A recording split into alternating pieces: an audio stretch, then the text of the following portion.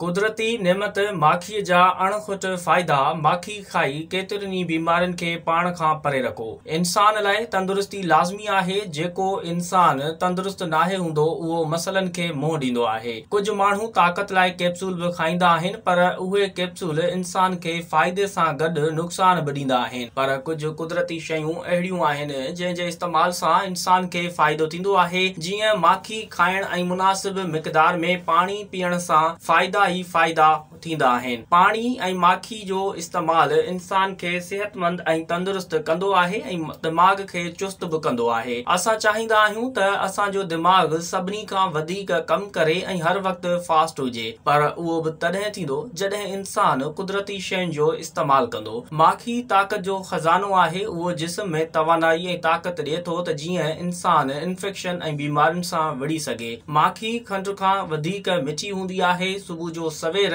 जेकॾहिं माखी पाणी सां मिलाए पीजे त उन जा बि वॾा फ़ाइदा थींदा। वज़न जल्दी घटि थींदो। माखी में कोलेस्ट्रॉल नाहे हूंदो। उन में सभई विटामिन्स हूंदा आहिनि जेकी सिहत जे लाइ फ़ाइदेमंद आहिनि। दिलि जी सिहत जे लाइ बि माखी तमामु घणी अहम आहे। माखी खाइण सां दिलि जूं रॻूं नाहिनि सुकड़जंदियूं। उन जे करे इंसान हार्ट अटैक खां बची वेंदो आहे। घणा माण्हू शिकायत कंदा आहिनि त ॻाल्हियूं विसरी वेंदियूं आहिनि। यादाश्त खे बि बहितर करण जे लाइ बि माखी खाधी वेंदी आहे। जेकॾहिं कंहिंखे खंघि आहे त उन खे बि घुर्जे त हू माखी जो इस्तेमाल करे।